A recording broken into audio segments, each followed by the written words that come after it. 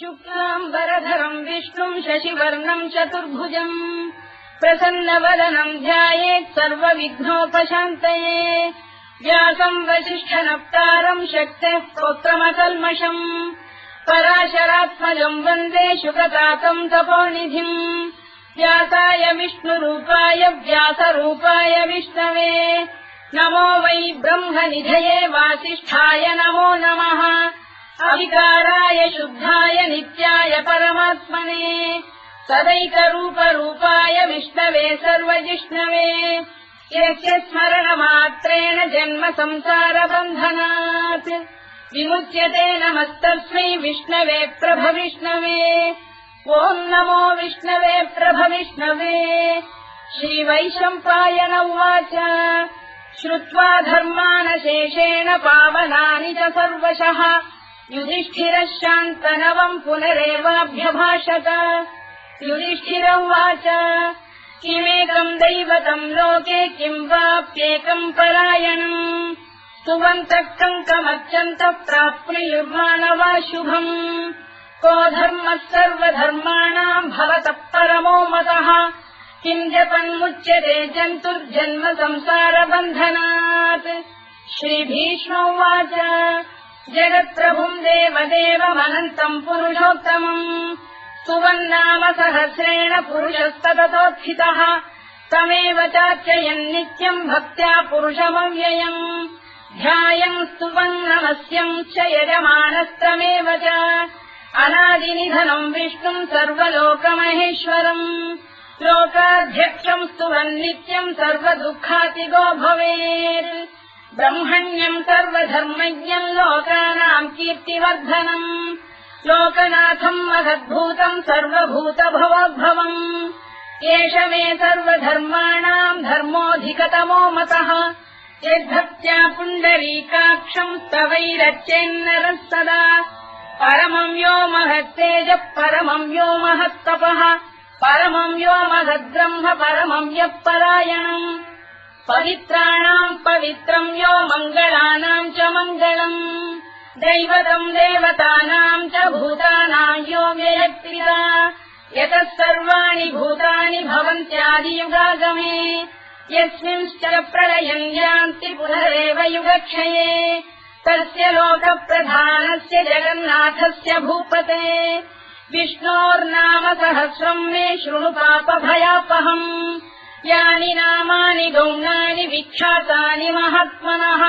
ऋषिभिः परिगीतानि तानि वक्ष्यामि भूतये ऋषिर्नाम्नाम् सहस्रस्य वेदव्यासो महामुनिः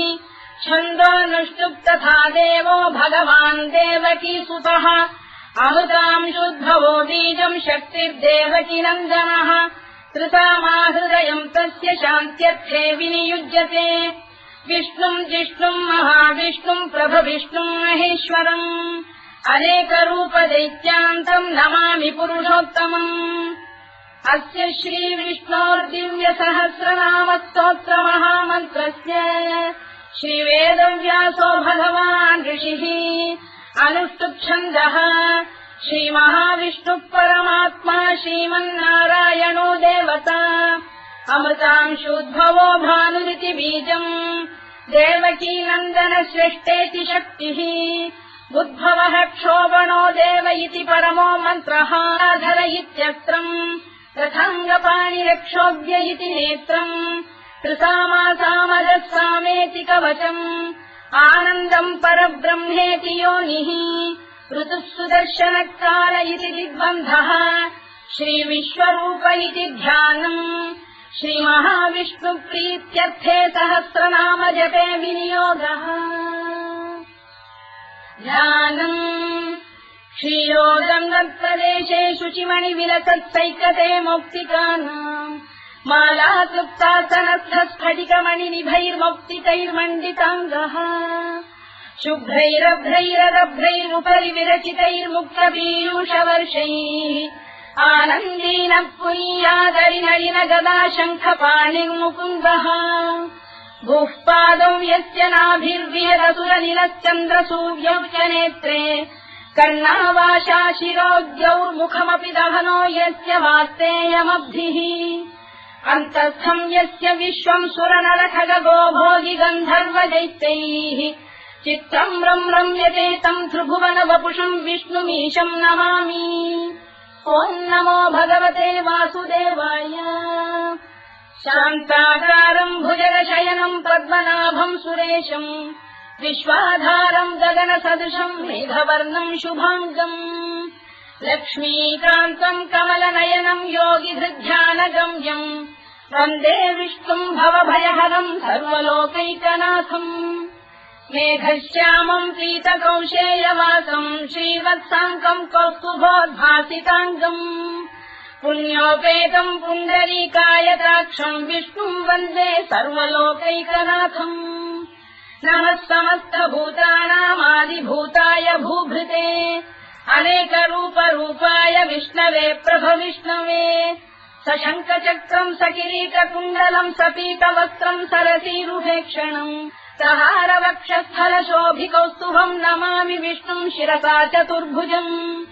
छायायाम् पारिजातस्य हेमसिंहासनोपरि आसीनमम्बुदश्याममायताक्षमलङ्कृतम् चन्द्राननम् चतुर्बाहुम् श्रीवत्साङ्कितवक्षसम् रुक्मिणी सत्यभामाभ्याम् सहितम् कृष्णमाश्रये।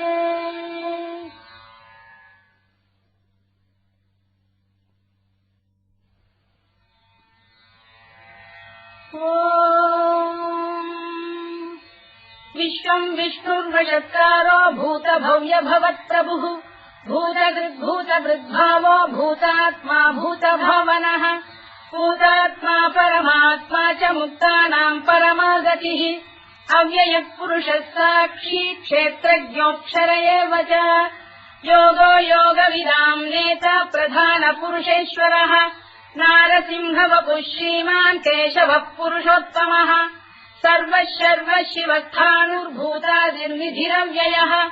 सम्भवो भावनो भर्ता प्रभवः प्रभुरीश्वरः स्वयम्भूः शम्भुरादित्यः पुष्कराक्षो महास्वनः अनादिनिधनो धाता विधाता धातुरुत्तमः अप्रमेयो ऋषिकेशः पद्मनाभोऽमरप्रभुः विश्वकर्मा मनुस्पष्टा स्थविष्ठस्थविरो ध्रुवः अग्राह्यः शाश्वतः कृष्णो लोहिताक्षप्रदर्दनः प्रभूतस्त्रिककुब्धाम पवित्रम् मङ्गलम् परम् ईशानप्राणदप्राणो ज्येष्ठः श्रेष्ठः प्रजापतिः हिरण्यगर्भो भूगर्भो माधवो मधुसूदनः ईश्वरो विक्रमी धन्वी मेधावी विक्रमक्रमः अनुत्तमो दुराधर्षः कृतज्ञः कृतिरात्मवान् सुरेशः शरणम् शर्म विश्वरेता प्रजाभवः अधः संवत्सरो व्यालप्रत्ययः सर्वदर्शनः अजः सर्वेश्वरः सिद्धः सिद्धिः सर्वादिरच्युतः वृषाकपिरमेयात्मा सर्वयोगविनिसृतः वसुर्वसुमनः सत्यः समात्मा संविदः समः अमोघः पुण्डरीकाक्षो वृषकर्मा वृषाकृतिः रुद्रो बहुशिरा बभ्रुर्विश्वयोनिः शुचिश्रवाः अमृतः शाश्वतस्थाणुर्वरारोहो महातपाः सर्वगः सर्वविद्वानुर्विश्वरवित्कविः लोकाध्यक्षः सुराध्यक्षो धर्माध्यक्षः कृताकृतः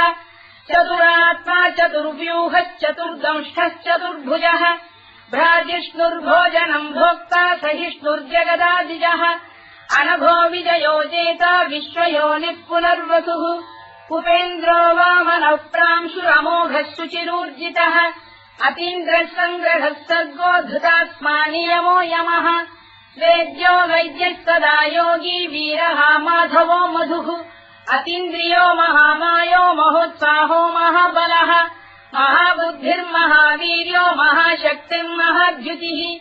अनिर्देश्य वपुः श्रीमान् अमेयात्मा महाधृधृत् महेश्वासो महीभक्तः श्रीनिवासः सताङ्गतिः अनिरुद्धः सुरानन्दो गोविन्दो गोविदाम्पतिः मरीचिर्दमनो हंसः सुपर्णो भुजगोत्तमः हिरण्यनाभः सुतपाः पद्मनाभः प्रजापतिः अमृत्युः सर्वदृक्सिंहः सन्धाता सन्धिमान् स्थिरः अजो दुर्मर्षणः शास्ता विश्रुतात्मा सुरारिः गुरुर्गुरुतमो धाम सत्यः सत्यपराक्रमः निमिषो निमिषस्रग्वी वाचस्पतिरुदारधीः अग्रणी ग्रामणी श्रीमान् न्यायो नेता समीरणः सहस्रमूर्धा विश्वात्मा सहस्राक्षः सहस्रपात् आवर्तनो निवृत्तात्मा संवृतः सम्प्रवर्धनः अधः संवर्तको गन्धिरहिरो धरणीधरः सुप्रसादप्रसन्नात्मा विश्वधृत् विश्वभुग्विभुः सत्कर्ता सत्कृतः साधुर्जह्नुर्नारायणो नरः असङ्ख्येयोऽप्रमेयात्मा विशिष्टः शिष्टकृच्छुचिः सिद्धार्थः सिद्धसङ्कल्पः सिद्धिदः सिद्धिसाधनः वृषाही वृषभो विष्णुर्वृषपर्वा वृषोदरः वर्धनो वर्धमानश्च विविक्तः श्रुतिसागरः सुभुजो दुर्धरो वाग्मी महेन्द्रो वसुदो वसुः नैकरूपो बृहद्रूपः शिपिविष्टप्रकाशनः ओजस्तेजोऽद्युतिधरः प्रकाशात्मा प्रतापनः वृद्धः स्पष्टाक्षरो मन्त्रश्चन्द्रांशुर्भास्करद्युतिः अमृतांशुद्भवो भानुः शशबिन्दुः सुरेश्वरः औषधम् जगतः सेतुः सत्यधर्मपराक्रमः भूतभव्यभवन्नाथः पवनः पावनो नलः कामः कामकृत्कान्तः कामः कामप्रदप्रभुः युगादिकृद्युगापत्तो नैकमायो महाशनः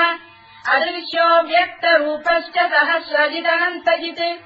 इष्टो विशिष्टः शिष्टेष्टः शिखण्डी नभुषो वृषः क्रोधः क्रोधकृत्कर्ता विश्वबाहुर्महीधरः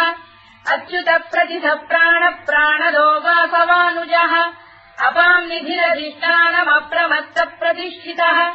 स्कन्दः स्कन्दधरो धुर्यो वरदो वायुवाहनः वासुदेवो बृहद्भानुरादिदेवः पुरन्दरः अशोकस्तारणस्तारः शूरः शौरिर्जनेश्वरः अनुकूलश्च तावर्तः पद्मी पद्मनिभेक्षणः पद्मनाभोरविन्दाक्षः पद्मगर्भः शरीरभृत् महर्भिर्वृद्धो वृद्धात्मा महाक्षो गरुडध्वजः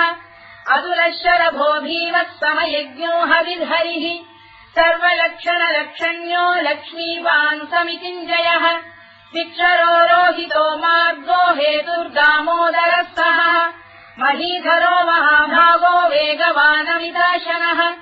उद्भवः क्षोभणो देवः श्रीगर्भः परमेश्वरः करणम् कारणम् कर्ता विकर्ता गहनो गुहः व्यवसायो व्यवस्थानः संस्थानस्थानदो ध्रुवः परधिः परमस्पष्टः तुष्टः पुष्टः शुभेक्षणः रामो विरामो विरतो मार्गो नेयोनयोनयः वीरः शक्तिमताम् श्रेष्ठो धर्मो धर्मविदुत्तमः वैकुण्ठः पुरुषः प्राणः प्राणदः प्रणवपृतुः हिरण्यगर्भः शत्रुघ्नो व्याप्तो वायुरधोक्षजः ऋतुः सुदर्शनः कालः परमेष्ठी परिग्रहः उग्रः संवत्सरो दक्षो विश्रामो विश्वदक्षिणः विस्तारस्थावरस्थाणुः प्रमाणम् बीजमव्ययम् अर्थोऽनर्थो महाकोशो महाभोगो महाधनः अनिर्विण्णस्थविष्ठो भूर्धर्मयूपो महामखः नक्षत्रनेमिर्नक्षत्री क्षमः क्षामः समीहनः यज्ञयुज्यो महेज्यश्च क्रतुः सत्रम् सदाङ्गतिः सर्वदर्शी विमुक्तात्मा सर्वज्ञोद्यानमुत्तमम् सुव्रतः सुमुखः सूक्ष्मः सुघोषः सुखरः सुहृत् मनोहरोजितक्रोधो वीरबाहुर्विदारणः स्वापनः स्ववशो व्यापी नैतात्मानैककर्मकृत् वत्सरो वत्सलो वत्सी रत्नगर्भोधनेश्वरः धर्मकुद्धर्मकृद्धर्मी सदसक्षरमक्षरम् अविज्ञाता सहस्रांशुर्विधाता कृतलक्षणः गभस्तिरे विस्तप्तस्तः सिंहो भूतमहेश्वरः आदिदेवो महादेवो देवेशो देवभृद्गुरुः उत्तरो गोपतिर्गोप्ता ज्ञानः सोमपो मृतपः सोमः पुरुजिः पुरुषोत्तमः विनयो जयः सत्यसन्धो दाशार्हः सात्वताम् पतिः जीवो विनयिता साक्षी मुकुन्दोमितविक्रमः अम्भोनिधिरनन्तात्मा महोदधिशयोऽन्तकः अजो महार्घः स्वाभाव्यो जिता मित्रप्रमोदनः आनन्दो नन्दनो नन्दः सत्यधर्मा त्रिविक्रमः महर्षिः कपिलाचार्य कृतज्ञो मेदिनीपतिः त्रिदशाध्यक्षो महाशृङ्गकृतान्तकृत् महावराहो गोविन्दः सुषेणः कनकाङ्गनी गुह्यो गभीरो गहनो गुप्तश्चक्रगदाधरः मेधास्वाङ्गोजितः कृष्णो दृढः सङ्कर्षणोच्युतः वरुणो वारुणो वृक्षः पुष्कराक्षो महामनाः भगवान् बलहानन्दी वनमाली हलायुधः आदित्यो ज्योतिरादित्यः सहिष्णुर्गतिसत्तमः सुधन्वाखण्ड परशुद्धारुणोद्रविणप्रदः दिवस्कृत् सर्वदृत्यासो वाचस्पतिरयो निजः कृतामासामगस्साम निर्वाणम् भेषजम् भिषज सन्न्यासवृक्षमशान्तो निष्ठा शान्तिः परायणम् शुभाङ्गः शान्तिदश्रेष्टा कुमुदः कुवलेशयः गोहितो गोपदैर्गोप्ता वृषभाक्षो वृषप्रियः अनिवर्ती निवृत्तात्मा संक्षेप्ताक्षेमकृत् शिवः श्रीवत्सवक्षः श्रीवासः श्रीपतिः श्रीमताम्बरः श्रीधः श्रीधः श्रीनिवासः श्रीनिधिः श्रीविभावनः श्रीधर श्रीकर श्रेयः श्रीमान् लोकत्रयाश्रयः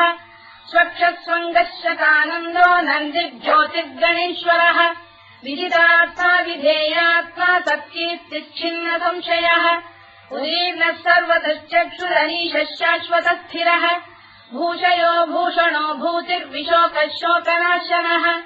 अर्चिष्मानर्चितः कुम्भो विशुद्धात्मा विशोधनः अनिरुद्धो प्रतिरथ प्रद्युम्नोमितविक्रमः कालनेमिनिहा वीरः शौरिः शूरजनेश्वरः त्रिलोकात्मा त्रिलोकेशः केशवः केशिहा हरिः कामदेवः कामपालः कामी कान्तकृतागमः अनिर्देश्य वपुर्विष्णुर्वीरोऽनन्तो धनञ्जयः ब्रह्मण्यो ब्रह्मकृद्ब्रह्मा ब्रह्म ब्रह्मनिवर्धनः ब्रह्मविद्ब्राह्मणो ब्रह्मी ब्रह्मज्ञो ब्राह्मणप्रियः महाक्रमो महाकर्मा महातेजा महोरगः महाक्रतुर्महायज्वा महायज्ञो महाहविः स्तव्यस्तव प्रियस्तोत्रम् स्तुतिस्तोतारणप्रियः पूर्णः पूरयिता पुण्यः पुण्यकीर्तिरनामयः मनोजवस्तीर्थकरो वसुरेता वसुप्रदः वसुप्रदो वासुदेवो वसुर्वसुमनाहविः सद्गतिः सत्कृतिः सत्ता सद्भूतिः सत्परायणः शूरसेनो यदुश्रेष्ठः सन्निवासः सुयामुनः भूतावासो वासुदेवः सर्वासु निलयो नलः दत्तः दत्पदो दृप्तो दुर्धरोऽथापराजितः विश्वमूर्तिर्महामूर्तिर्दीप्तमूर्तिरमूर्तिमान् अनेकमूर्तिरव्यक्तः शतमूर्तिः शताननः एकोनैकः सवक्तकिम् यत्तत्पदमनुत्तमम् लोकबन्धुर्लोकनाथो माधवो भक्तवत्सलः सुवर्णवर्णो हेमाङ्गो वराङ्गश्चन्दनाङ्गदी वीरः विषमः शून्यो घृता क्षीरजरश्चरः अमानी मानदो मान्यो लोकस्वामी त्रिलोकधृत् सुमेधा मेधजो धन्यः सत्यमेधाधराधरः तेजो वृषोऽद्युतिधरः सर्वशस्त्रभृताम्बरः प्रग्रहो निग्रहो व्यग्रो नैकशृङ्गो गदाग्रजः चतुर्मूर्तिश्चतुर्बाहुश्चतुर्व्यूहश्चतुर्गतिः चतुरात्मा चतुर्भावश्चतुर्वेदविदेकपात् समावर्तो निवृत्तात्मा दुर्जयो दुरतिक्रमः दुर्लभो दुर्गमो दुर्गो दुरावासो दुरारिः शुभाङ्गो लोकतारङ्गः सुतन्तु वर्धनः इन्द्रकर्मा महाकर्मा कृतकर्मा कृतागमः उद्भवः सुन्दरः सुन्दो रत्ननाभः सुलोचनः अल्पो वाजसनः शृङ्गी जयन्तः सर्वविद्ययी सुवर्णबिन्दुरक्षोभ्यः सर्ववागीश्वरेश्वरः महाह्रदो महागर्तो महाभूतो महानिधिः कुमुदकुन्दरकुन्दः पर्जन्यः पावनो निलः अमृताशोऽमृतवपुः सर्वज्ञः सर्वतोमुखः सुलभः सुव्रतः सिद्धः शत्रुजिच्छत्रुतापनः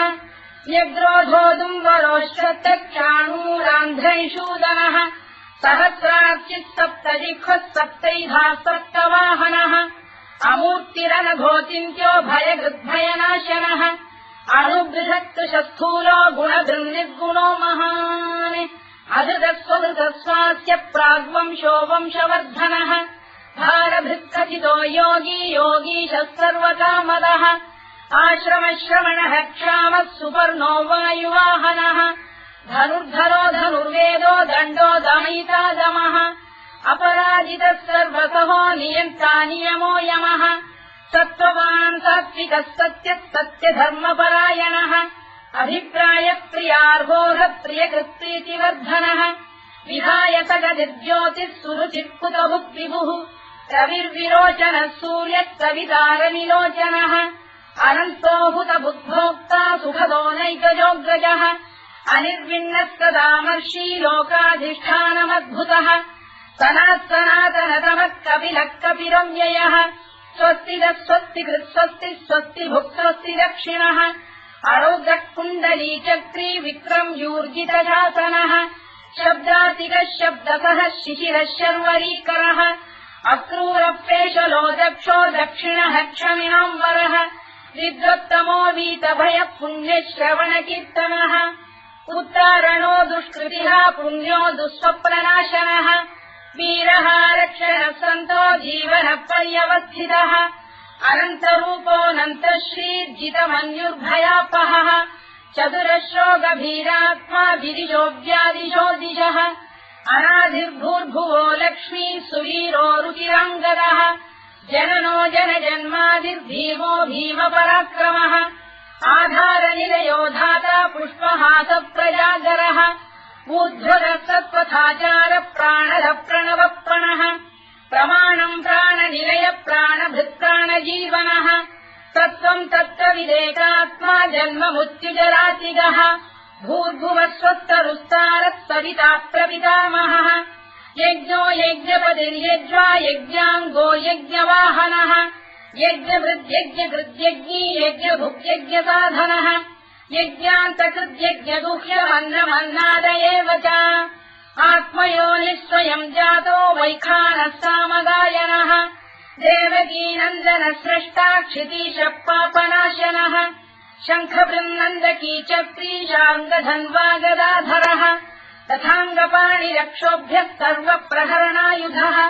सर्वप्रहरणायुधवोम् नम इति परमाली गरीशाङ्गी शङ्खी चक्री च नन्दकी श्रीमान्नारायणो विष्णुर्वासुदेवोऽभिरक्षतु वनमाली गरीशाङ्गी शङ्खी चक्री च नन्दकी श्रीमान्नारायणो विष्णुर्वासुदेवोऽभिरक्षतु वनमाली गरीशाङ्गी शङ्खी चक्री च नन्दकी श्रीमान्नारायणो विष्णुर्वासुदेवोऽभिरक्षतु इतीदम् कीर्तनीयस्य केशवस्य महात्मनः नाम्नाम् सहस्रम् दिव्यानामशेषेण प्रकीर्तितम् य इदम् शृणुयाम् नित्यम् यश्चापि परिकीर्तयेत् नाशुभम् प्राप्नुयात् किञ्चित् सोमुत्रेह च मानवः वेदान्तको ब्राह्मणस्य क्षत्रियो विजयी भवेत् वैश्यो धनसमृद्धस्य क्षुद्रः सुखमवाप्नुयात् धर्मार्थी प्राप्नुयात् धर्ममर्थार्थी चार्थमाप्नुयात् कामानवाप्नुयात् कामी प्रजार्थी चाप्नुयात् प्रजाम् भक्तिमान् यः सदोत्थाय शुचिस्तद्गतमानसः सहस्रम् वासुदेवस्य नाम्नामेतत्र कीर्तयेत् यशः प्राप्नोति विपुलम् याति प्राधान्यमेव च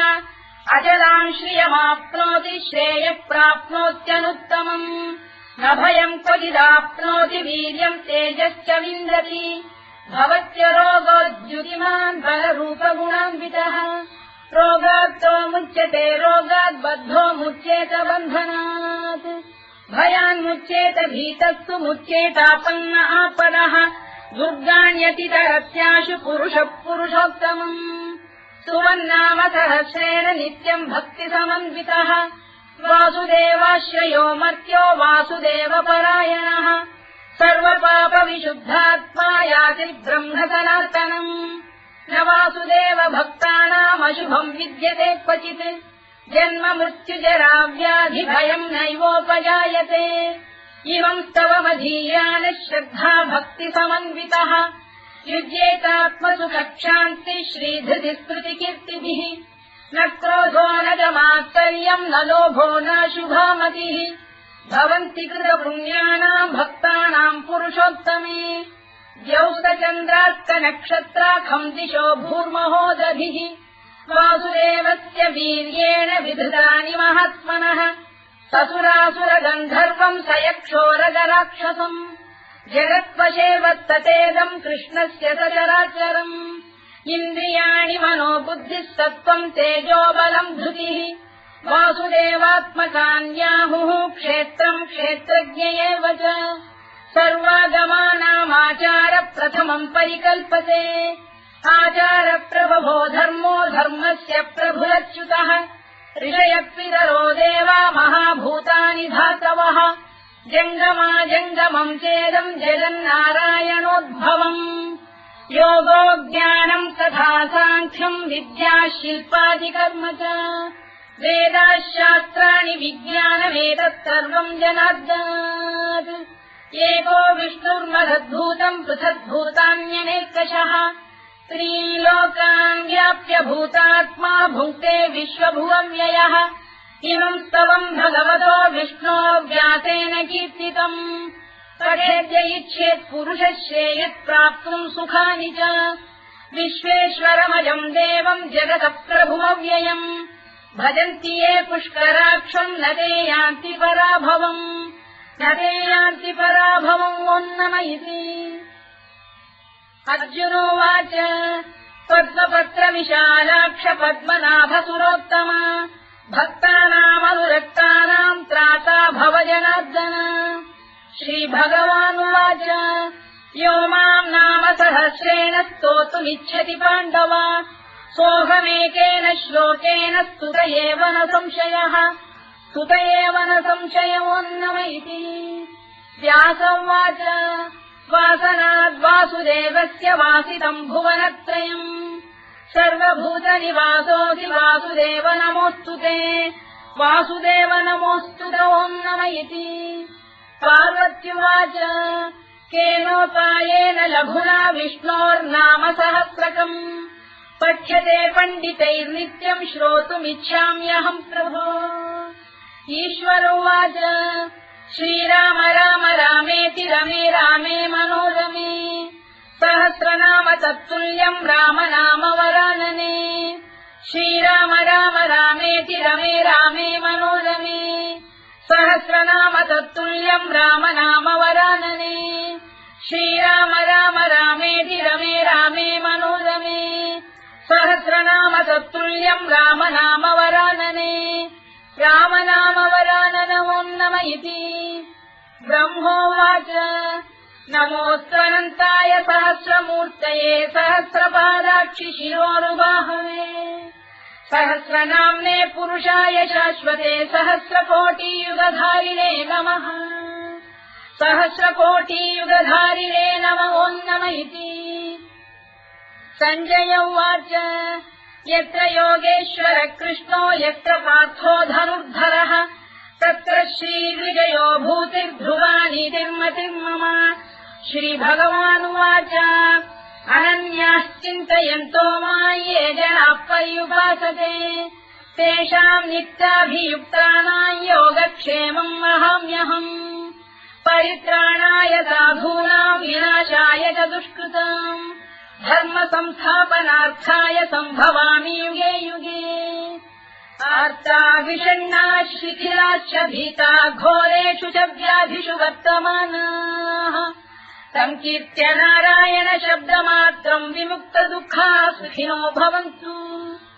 कायेन वाचा मनसेन्द्रियैर्वा बुद्ध्यात्मना वा प्रकृते स्वभावात् करोमि यद्यत् सकलम् परस्मै नारायणायेति समर्पयामि।